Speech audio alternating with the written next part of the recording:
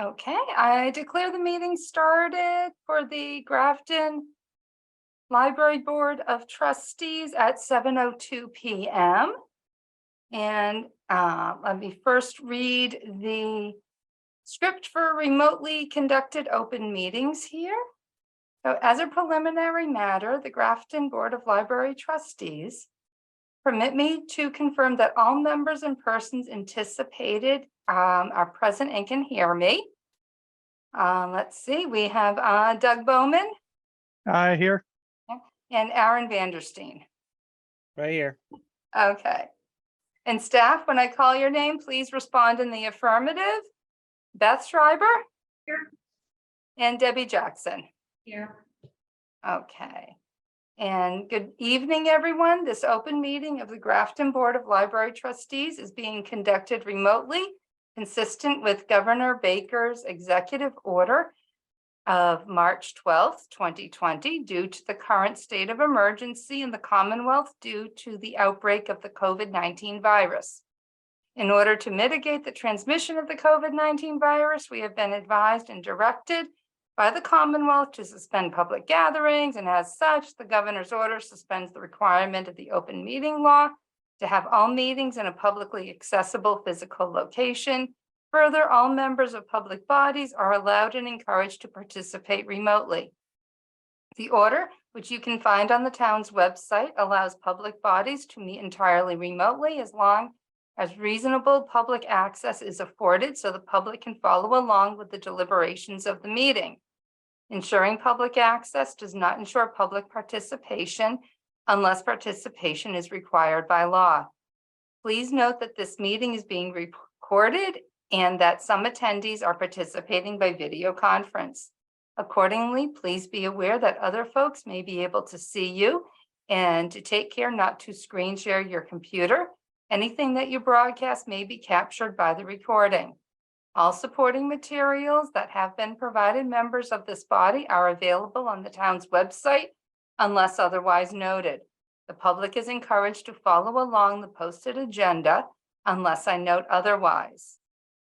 We are now turning to the first item of our agenda. Before we do so, permit me to cover some ground rules for effective and clear conduct of our business and to ensure accurate meeting minutes.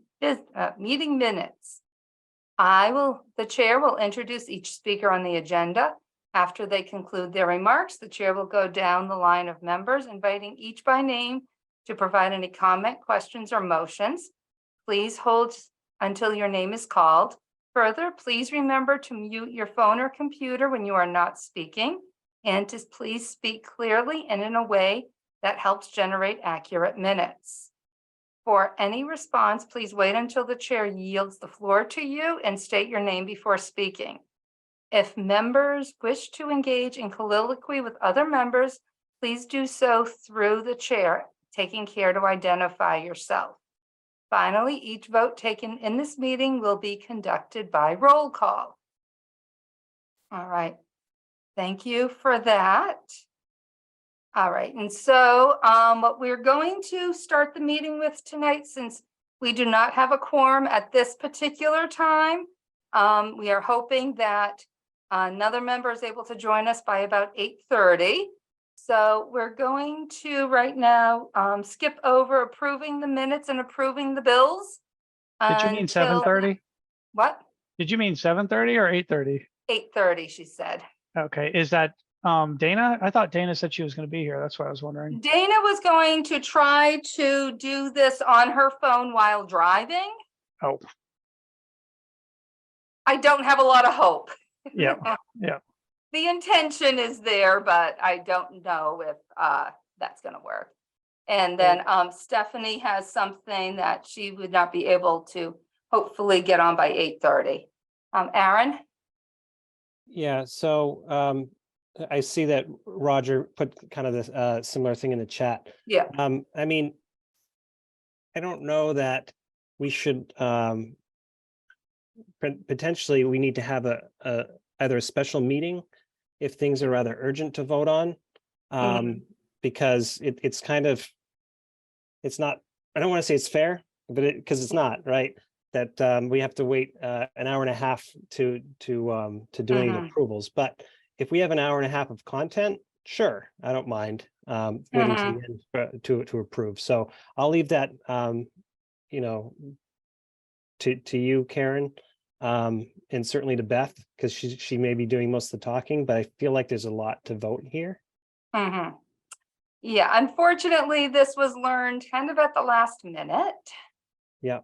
So, yeah, Okay. that sort of thing that we did believe we would have a quorum, which is why this meeting was moved from the municipal center to Zoom. Yeah. In order to try to get that quorum, and then that did not. But yeah, so I mean, Beth and Roger, do you know, can we call the meeting to order without the quorum? My understanding was that we could have discussions, but we couldn't take any action or vote on anything. But Okay. Roger, you might be more familiar with rules of If- order than I am. I know. Feel free to correct me. Now, and if We you have could an allow- expert. I wouldn't call myself an expert. I know that, thank you for allowing me to speak on this. I know that one of the policies of the Board of Library Trustees is that the guidance is, the parliamentary guidance is Robert's Rules of Parliamentary Procedure, Robert's Rules of Order. And so I'm not completely familiar with that, but I think you would need a quorum to even call the meeting to order. I just, but I mean, I'm not a member. Presumably will be in May. So I just, if it were me, and I can only say that if it were me, and this has happened, with my other committee, is that we found that in the absence of a quorum, we basically, in knowing that at that time, no one else at any time was going to be attending that the rest of the evening, we just basically disbanded. In other words, the meeting was truly never called to order. Right, because like this was learned after everything was submitted to the town and stuff like that. Right, and what sometimes happens is if you know way in advance, if you know more than 48 hours in advance, that is outside of the posting time, they will actually technically allow you to cancel the meeting. And Right. then post a cancellation. And this happened with two of our meetings early in the year for accessibility advisory, where within the 48 hours, we found out that a quorum wouldn't be satisfied.